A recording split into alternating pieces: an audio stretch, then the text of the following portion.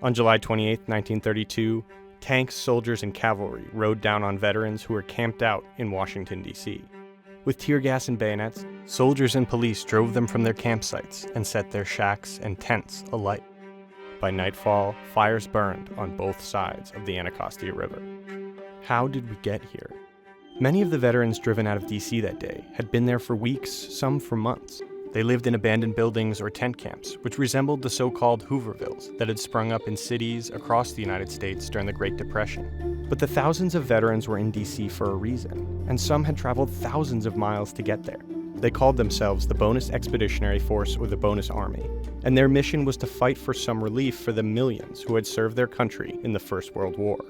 In the years before the GI Bill, one of the few benefits veterans of World War I received for their service came in the form of a certificate granting them up to $625. Amidst the Depression, that was a life-changing sum, worth over $10,000 today.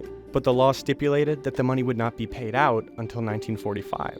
So in April of 1932, a group of out-of-work vets decided to go to D.C. themselves and convince Congress to give them the money early. The Bonus Army became a national phenomenon. Thousands of destitute veterans from across the nation, many still struggling with the physical and psychological effects of the First World War, heading to Washington to convince the country they served to serve them in their time of need. But to many in Washington, the marchers were seen not with sympathy, but with suspicion. Lurking behind the tattered flags of the veterans was the specter of an international communist conspiracy.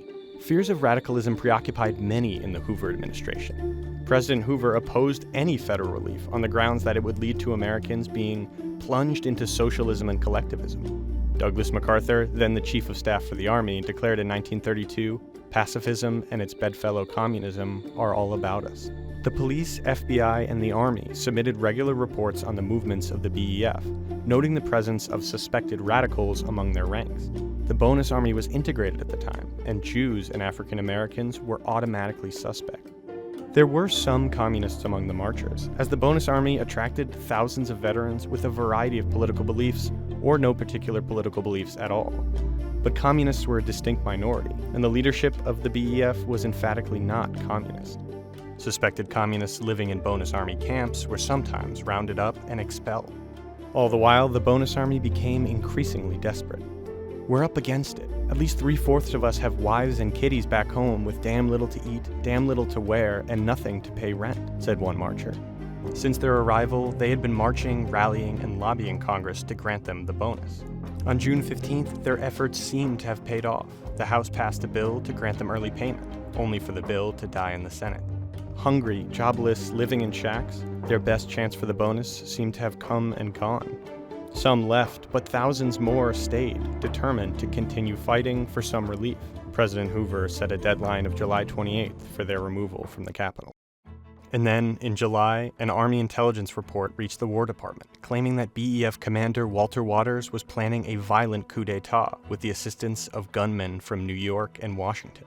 "The first bloodshed by the Bonus Army," it read, "is to be the signal for a communist uprising in all large cities, thus initiating a revolution." No evidence of gunmen were found, and Walter Waters was no communist. He had personally led trials to expel suspected radicals from the Bonus Army camp, but the report confirmed the suspicions of many of the top brass. All that was needed was a spark. On the morning of July 28th, the D.C. Police Department began to clear buildings near Capitol Hill, where a number of veterans were staying. A group of them resisted. In the ensuing scuffle, bricks flew and the police opened fire. One veteran died instantly, another lay mortally wounded. For opponents of the bonus march, this was the pretense they were waiting for. Soldiers assembled by the ellipse, under the command of General Douglas MacArthur. Just before 5 p.m., cavalry, infantry, and tanks began down Pennsylvania Avenue, in front of crowds expecting a parade. They charged the bonus marchers assembled by the Capitol, driving them out of their encampments with bayonets and tear gas. Veterans retreated across the Anacostia River, where the largest encampment remained. For months, it had been home to over 1,000 veterans, with a library and even a post office. Now, it became a target. At nightfall, having routed the bonus marchers near the Capitol, MacArthur sent his troops across the Anacostia River. Men, women, and children fled as they approached. And soon, this camp too was alight. The next day, bedraggled veterans streamed out of D.C., clutching what remained of their belongings. 2 were dead, dozens were hospitalized, and in the coming weeks, the crackdown would claim another victim. Bernard Myers, a 12-month-old who died in the hospital, in part due to his inhalation of tear gas. General MacArthur justified his use of force, claiming that they were dealing with a mob animated by the essence of revolution. President Hoover concurred. A considerable part are not veterans, many are communists and people with criminal records. Whether or not the authorities actually believed it, characterizing the Bonus Army as a group of dangerous radicals served a purpose. As veterans, they were owed respect, dignity, and assistance from the country they had served. Assistance that country was unwilling to give them in their time of greatest need. Instead, the government wrote them off as radicals and sent in the tanks. For more DC history, visit our Boundary Stones playlist and subscribe to WETA PBS.